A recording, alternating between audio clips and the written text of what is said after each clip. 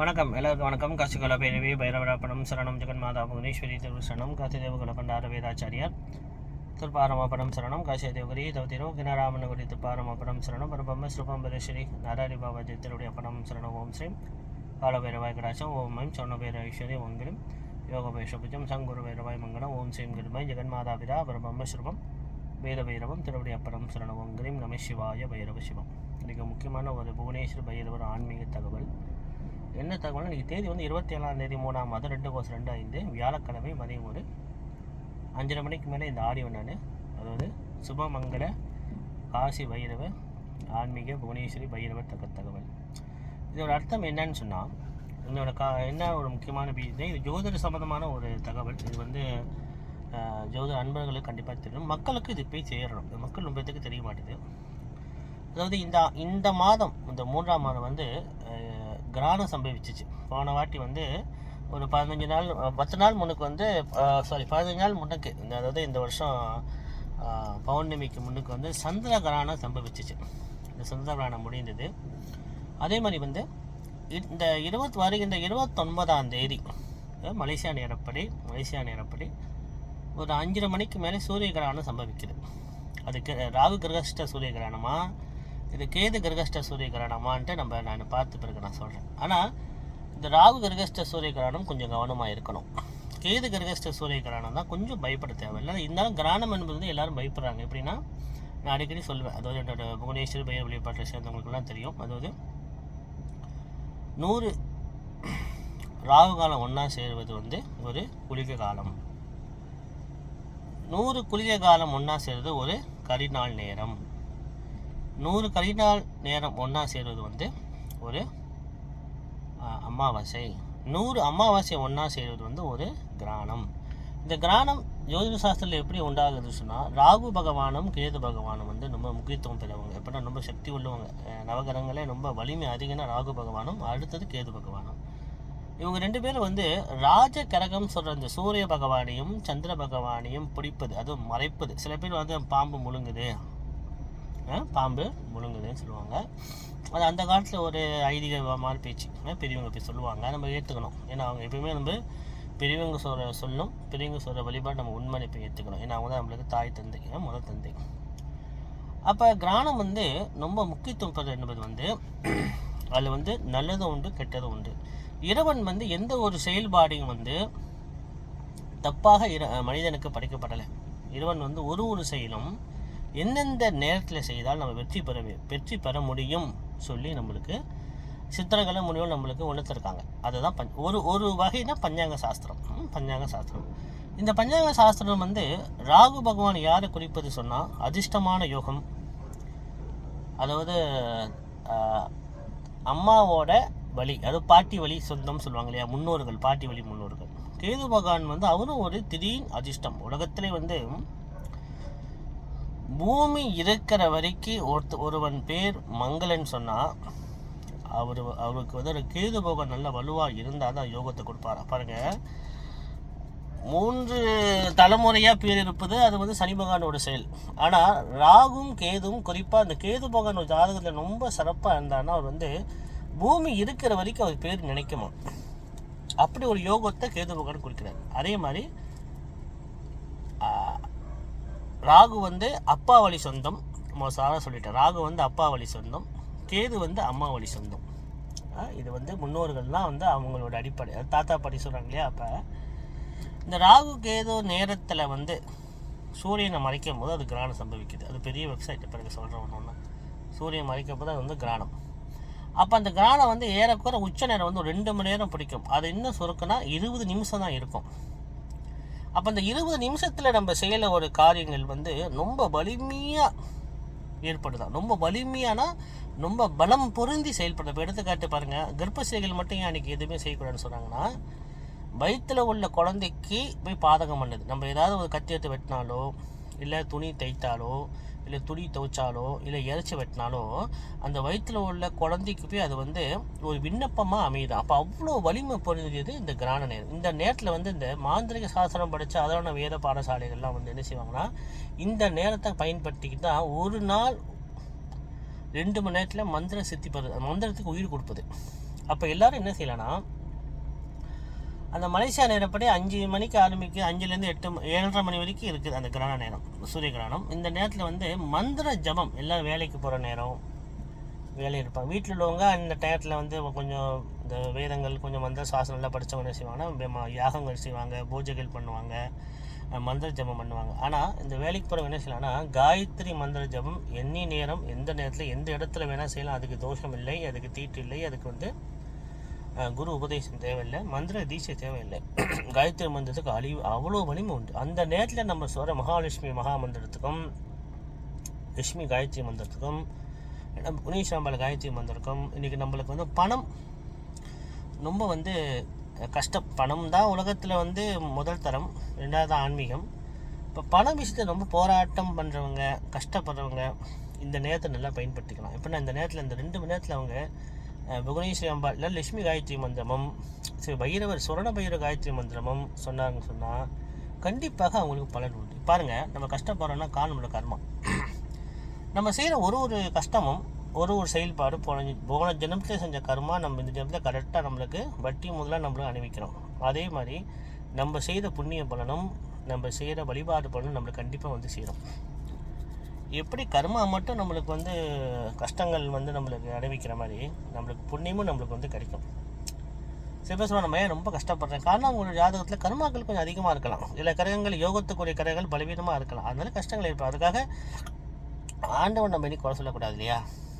ஆண்டவன் நம்ம என்றைக்குமே குறை சொல்லக்கூடாது. அப்போ இந்த கிரகண நேரத்தை நல்லா பயன்படுத்திங்க. அது வந்து மந்திர ஜபம் பண்ணுறது. இப்போ எங்கள் தாத்தாலாம் நீங்கள் பார்த்தீங்கன்னா கழுத்தளவுக்கு அவங்க பெரிய மாந்திரிக சாஸ்திர அதிபதி. அவர் வந்து சுங்காயில் இருந்தார், சிலையா பண்டாரம்னு சொல்லிட்டு. 1987 தான் அவர் ஜீவசமாதி அடைந்தார். அவர் ஜீவசமாதி எங்கே இருக்குன்னா சுங்காய் சுர்காட்டில் இருக்குது. லிங்கம் வச்சுருப்பாங்க, பச்சைக்கல் சிவலிங்கம் இருக்கும். வருஷத்துக்கு ஒரு முறை நாங்கள் போய் யாகம் பண்ணிட்டு வருவோம். எங்களுடைய முன்னோர்கள்லாம் வந்து இப்போ சொந்தக்காரன் குருமார்கள்லாம் வந்து சில பேர் விளக்கேற்றி ஜீவம் பண்ணிவிட்டு, இல்லைனா தியானம் பண்ணிவிட்டு, இல்லைனா சில பேர் அபிஷேகம் பண்ணிட்டு வருவாங்க. நாங்கள் வந்து யாகம் பண்ணிட்டு வருவோம். அது செல்லியா பண்டாரம்னு சொல்லுவாங்க. அந்த காலத்தில் பண்டாரம்னு சொல்லுவாங்க, இப்போ தான் குருமார்கள் அப்படின்னு சொல்கிறாங்க. சரி, இருக்கட்டும், பரவாயில்ல. அப்போ இந்த கிரகண நேரத்தில் 2வது ஒரு விஷயம் என்னென்னா, சிராத்தம் தர்ப்பணம் கண்டிப்பாக செய்யணும். சிராத்தம் தர்ப்பணம் கண்டிப்பாக செய்யணும். ஏன்னா எப்படி ராகு பகவான் அப்பா வழி சொந்தமோ, கேது பகவான் பாட்டி வழி சொந்தமோ, இவங்க வந்து முன்னோர்களை குறிப்பதால் இந்த நேரத்தில் செய்கிற தர்ப்பணத்துக்கு 1000 மடங்கு சக்தி கூடையும். இது வந்து நழுவவே விட்டுறாதீங்க. சில பேர் வந்து இறப்புனா தீட்டுன்னு சொல்கிறாங்க. ஆனால் நான் ஒன்றையும் மட்டும் ஒரு வார்த்தை சொல்கிறேன். குருக்களாக இருப்பதால் என்ன சொல்கிறேன்னா, உங்களுடைய மாதா பிதா குரு இந்த 3 பேர்த்த பிண்ட பிரசாதத்தை தீட்டுன்னு சொல்லாதீங்க. அது பெரிய பாவமாக. அப்பாவோடைய உடம்பையும் அம்மாவோட உடம்பையும் சாஜியம் அடைஞ்சிட்டா. சாஜியம்னா இறப்பு சொல்லக்கூடாது இல்லையா? பைரவ சிவசாஜியம், அதாவது பைரவ திருவடி சரணம், அந்த ஆத்மா அடைஞ்சிச்சு சொன்னால் காசியில் போய் அது ஒரு நம்பிக்கை, காசியில் போய் சேருதுன்னு நம்பிக்கை. அப்பா அம்மா உடம்பை மட்டும் ஒருத்தர் தீட்டு தோஷம், குருவோட அவனுக்குன்னு ஒரு குரு இருப்பார், எல்லாத்துக்கும் ஒரு குரு இருப்பார், ஆத்மா குரு. அந்த குரு சாஜியம் பண்ணிச்சுன்னா குரு தீட்டு தோஷம் சொன்னாங்கன்னா அவன் மனுஷன் பிறவி இல்லைன்னு சொல்லி சாஸ்திரங்கள் சொல்லுது. நம்மளை பெற்று வளர்த்த அப்பா அம்மா உடம்ப மற்றவங்க என்ன வேணால் சொல்லிட்டு போகிறாங்க, நம்ம அது முக்கியம் இல்லை. பெற்ற பிள்ளைகள் கண்டிப்பாக அது தெய்வமாக பாவிக்கணும். அந்த பிண்ட பிரசாதன உடம்பை வந்து கடவுளாக அபிஷேகம் பண்ணி காவி உடுத்தி அதுக்கு உத்தராட்சி அணிவிச்சு அதுக்கு பிது யக்ஞம் 2 ஹோமம் இருக்குது. வழக்கத்தில் அந்த காலத்தில் எஸ்டேட்டில் நம்ம தெரிஞ்சது முன்னோர்கள் செஞ்சுருக்காங்க, கருமாரின்னு ஒரு படையில், அதெல்லாம் அவங்க நம்பிக்கை. நான் அதை குறை சொல்ல மாட்டேன், அவங்க நம்பிக்கை. அவங்களுக்குன்னு ஒரு ஞானம் வரும்போது மாறிக்குவாங்க இல்லையா, அந்த நம்பிக்கை. ஆனால் சாஸ்திரம் படி கேட்டால் கிருட புராணம் அது நல்லா விளக்குது. கிருட புராணம் படித்தவங்களுக்கு கிருட புராணம் புக்கு கண்டிப்பாக இருக்கணும் வீட்டில். ஏன்னா நம்ம முன்னோர்களுக்கு நம்ம சரிவர இந்த 13 நாள் சமண்டீகரணம் ஒரு பூஜை இருக்குது. அது பிறகு நான் ஒன்றுனா சொல்கிறேன். சமண்டீகரணம் 13 நாள் பூஜை வந்து அந்த ஆத்மா வந்து ஒருத்தவங்க இறந்துட்டா 10 நாள் இங்கே இருக்குமா. அந்த 10ஆவது நாள் தான் நம்ம வந்து அதுக்குள்ளே இந்த திலா ஹோமம் சமண்டீகரணம் வந்து 13 நாள் சமண்டி. இது பிறகு சொல்கிறேன். இப்போ அந்த 10 நாள் அந்த ஆத்மா வந்து உடல் இல்லாமல் 3 நாள் காற்றுலையும் 3 நாள் அக்னிலையும் 3 நாள் தண்ணியிலும் வாழுமா. 10ஆவது நாள் யமதூதர்கள் கொண்டு வந்து அந்த ஆத்மாவை வந்து கூட்டிகிட்டு போவாங்க. அதுக்கு பிறகு தசா மகம் அன்றைக்கி தான் நம்ம 500 பிண்டம் பிடிச்சி ஓமம் வளர்ப்பது, அந்த ஆத்மா முத்தி பெறணும். அந்த ஆத்மா வந்து உடம்பு வேணும். வைதாறு நதியை தாண்டதுக்கு 1 வருஷம் பிடிக்கும். 96 கதவு தூரம் கருட புராணப்படி ஒரு கதவு தூரம் எத்தனையோ மைல். அப்போ நடப்பதுக்கு அதுக்கு யாசக உடம்பு வேணும். அந்த ஆத்மாவுக்கு வந்து யாசக உடம்பு. அந்த யாசக உடம்பு எப்படி கிடைக்குது? நம்ம பிண்டம் கொடுக்கணும். ஒரு தாய் தந்தை குரு சாஜியம் அடைஞ்சிட்டா, பைரவ சஜம் அடைத்தா 365 நாள் நித்திய பிண்டம் 2 பிண்டம் கொடுக்கணும். ஆனால் என்ன என் குரூப்பில் கற்றுக்கிறவங்க, என்ன இப்போ சத்தம் உள்ளவங்க எல்லாரும், எல்லா பெண்ணும் எல்லா ஆணுகளும் இந்த 30 பிண்டம் வச்சு சிராத்தம் ஹோமம் திலாஹோமெல்லாம் செய்ய தெரியும். அவங்க 10 பிண்டம் வச்சு தினத்தோடு செய்யுங்கன்னு சொல்லுவேன். ஆனால் மாசிகா பிண்டன்னு ஒன்று இருக்குது. மாதம் அவங்க திதி வரும். திதி தவறி போயிட்டால் அமாவாசை பௌர்ணமிக்கு அஷ்டமி திதி அன்னைக்கு அந்த மாசிகா பிண்டம் செய்யலாம். செஞ்சாதான் அந்த ஆத்மாவுக்கு உடம்பு கிடைத்து முத்திக்கு போக முடியும். இரநாமத்தை சொல்லாமல் பிதுரு தேவதா காயத்ரி மந்திரம், பிதுரு தேவா மந்திரத்தை சொல்லாமல் ஆத்மாவுக்கு முத்தி கொடுக்கவே முடியாது. சில பேர் வந்து விளக்கு காமிக்கிறாங்க, சாமி மேலே சேர்த்துறாங்க. நான் அது கோயிலுக்கு போகாதீங்கன்னு சொன்னாங்க. ஏன்னா நம்ம முக்கியத்துவம் வந்து இந்த ஹோமத்துக்கும் இந்த பூஜைக்கும் சமடிகரணத்துக்கும் 13 நாள் பூஜைக்கும் ஹோமத்துக்கும் கொடுக்கணும்னு சொல்லி கொடுங்க சொல்லிட்டு தான் கோயிலுக்கு போக வேணாம். அதை தீட்டு நினைக்காதீங்க. இறப்பு வந்து ரொம்ப ரொம்ப புனிதமான ஒரு செயல். இப்போ நான் சொன்னால் எல்லாம், இப்போ ஆரம்பத்தில் சொன்ன பார்த்தீங்களா, பைரவ வழிபாடு 2008 சொன்னால் யாரும் நம்பலை. இப்போ எல்லோரும் செய்கிறாங்களே, அதே மாதிரி இந்த இறப்பு காரியம் என்பது வந்து ரொம்ப ரொம்ப புனிதமான காரியம். தயவுசெய்து அதை வந்து தோஷம் நினைக்காதீங்க. அது நீங்கள் கண்டிப்பாக கற்றுக்கிட்டு எல்லாரும் செய்யணும். எவ்வளோ பெரிய தர்ம பிரபுவாக இருந்தாலும் கோயிலுக்கு அவங்க செத்த பிறகு அவங்க பிண்ட பிரசாதத்தை குருக்கள் செய்யறதுக்கு வரமாட்டார். நீங்கள் தான் அவங்க அப்பா அம்மாவுக்கு சொந்தமாக கற்றுக்கிட்டு எல்லா ஹோமமும் எல்லா பூஜையும் இந்த சிராத்தமும் கண்டிப்பாக செய்யணும். காசு இருக்க வரைக்கும் தான் உடம்புக்கே மதிப்பு. காசுலாம் தூக்கி வெளியே போடுங்கன்றவானுங்க. அதனால் அது பிறகு நான் சொல்கிறேன். அதே மாதிரி இந்த கிரான நேரத்தில் நம்ம செய்கிற தர்ப்பணத்துக்கும் சிராத்தத்துக்கும் திலா ஹோமத்துக்கும் 1000 மடங்கு சக்தி வருது. இது மட்டும் ரொம்ப கவனத்தில் கொள்ளணும். அப்போ இந்த பிதுரு தேவதா மந்திரத்தை, பிதுரு யஜ்ஞ மந்திரம் எப்படி சொல்லுதுன்னா தமிழில் பாருங்கள். நீத்தார் நினைவுண்டு, நீத்தார் நினைவோடு நெடுங்கிடவாய் நாம் அளிக்கும், நீத்தார் நினைவோடு நெடுங்கிடவாய் நாம் அளிக்கும் நீத்தாரே எல்லுடன் நுணல் தற்பை யாவுமாய் மூத்தாரை துதிப்பாடி மூலவரை நாம் பணிவோமே சொல்லிட்டு சமஸ்கிருத மந்திரத்தை மாற்றி நான் தமிழில் சொல்கிறேன். அதுவும் பிதுர் யஜ்ஞ மந்திர புக்கில் வந்து எடுக்கப்பட்டது இது.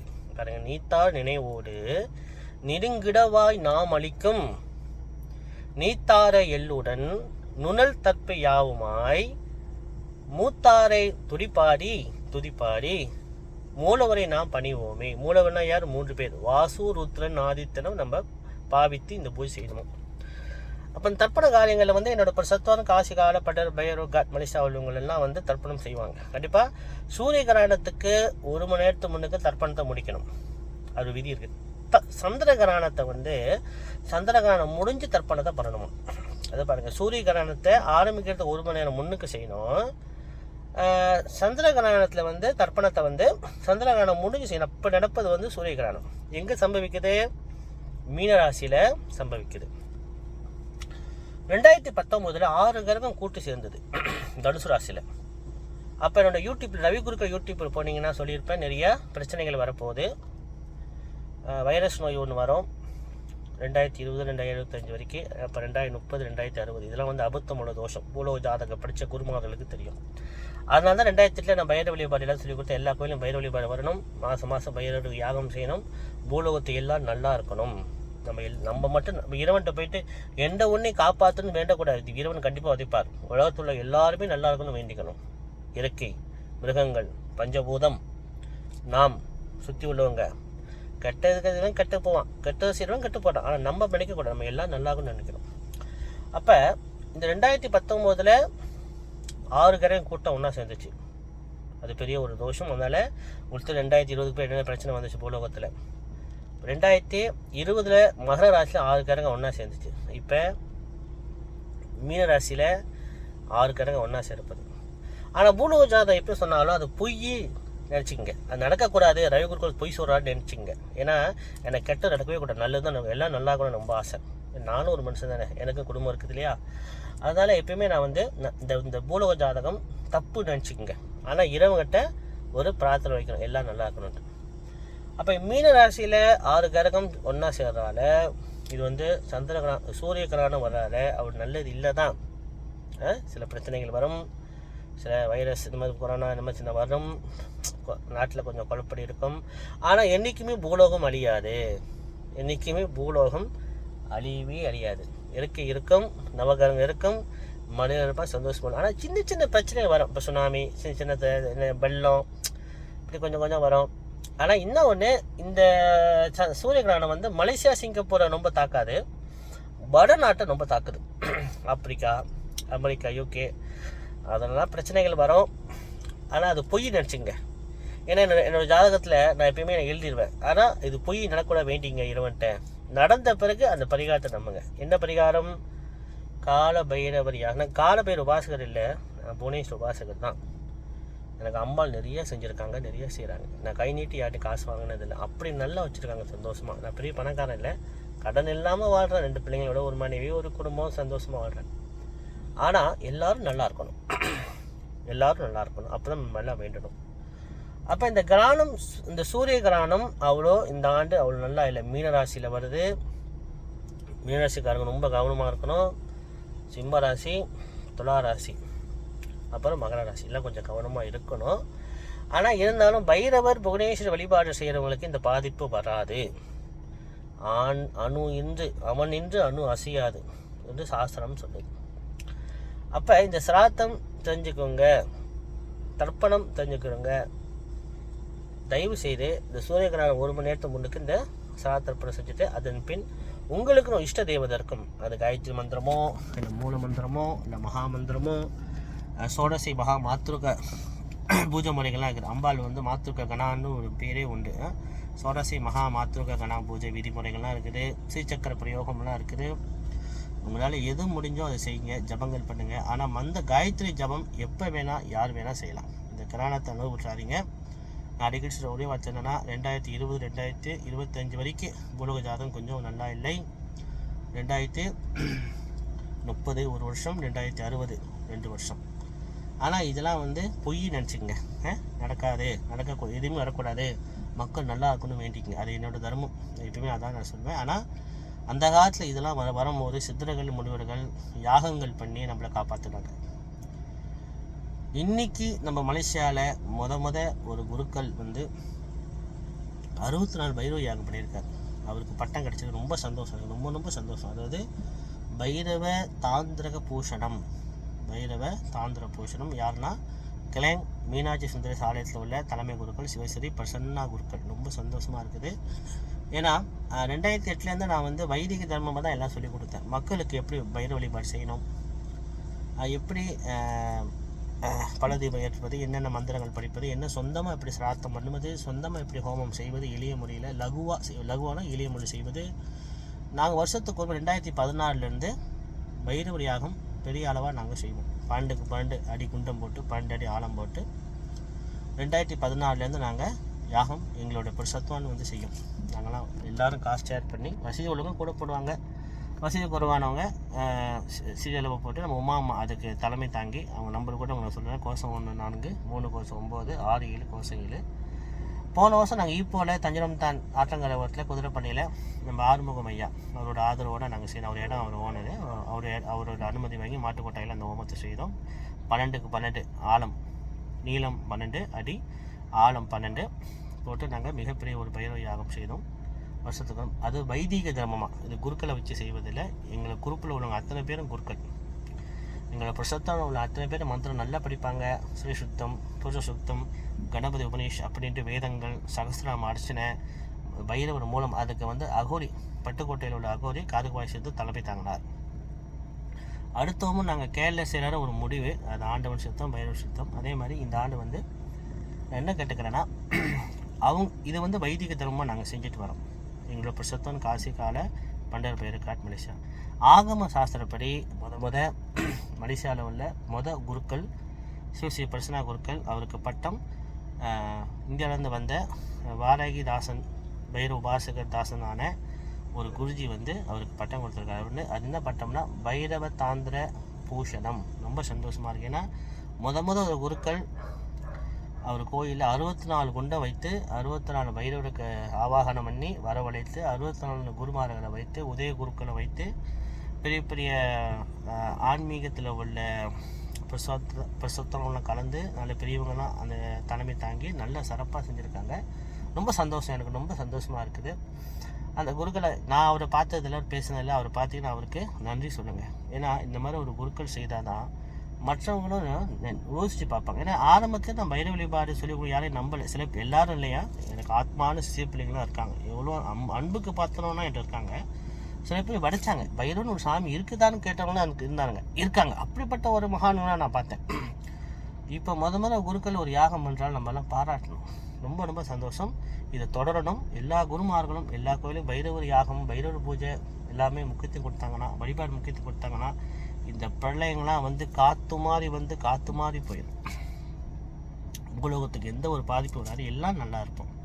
இப்போ நான் வேணும்னா என் கூட்டாளிங்க, மலைக்கார கூட்டாளியாக இருந்தாலும் சீன கூட்டாளியாக இருக்காங்க, எனக்கு வங்காளி கூட்டாளி இருக்காங்க, எல்லோரும் நல்லா இருக்கணும்னா நான் வேண்டுவேன். ஆண்டவன்கிட்ட போய்ட்டு நான் உடி நல்லா இருக்கணும், மற்றவங்க அழிகணும் வேண்டக்கூடாது. அந்த மாதிரி ஒரு மனுஷனே கிடையாது, வேண்டவங்க எல்லோரும் நல்லா இருக்கணும். அதே மாதிரி இந்த கிராணத்தை தயவுசெய்து சூரிய கிராணத்தை நடுவு விட்டுறாதீங்க. எல்லோரும் இதை நல்லா பயன்படுத்திங்க. இந்த மலேசியாவில் எப்பயுமே இந்த மாதம் 2 கிராணம் வந்துச்சு. முதல் சந்திர கிராணம், இப்போ சூரிய கிராணம். அடுத்த கிராணம் எப்போ வரும் நான் சொல்கிறேன். அடுத்த நான் சமண்டி கிராணம் எப்படி செய்வது நான் சொல்லிக் கொடுக்குறேன். அதாவது சிராத்தம் எளிய முறையில் பிண்டம் வைத்து தர்ப்பணம் எப்படி செய்ய நான் சொல்லிக் கொடுக்குறேன். காசிகால பைரவி, பைரவராப்பணம் சரணம், ஜெகன்மாதா புவனேஸ்வரி, திருவிசரணம், வங்கிரீம் நம சிவாய, பைரவ சிவம்.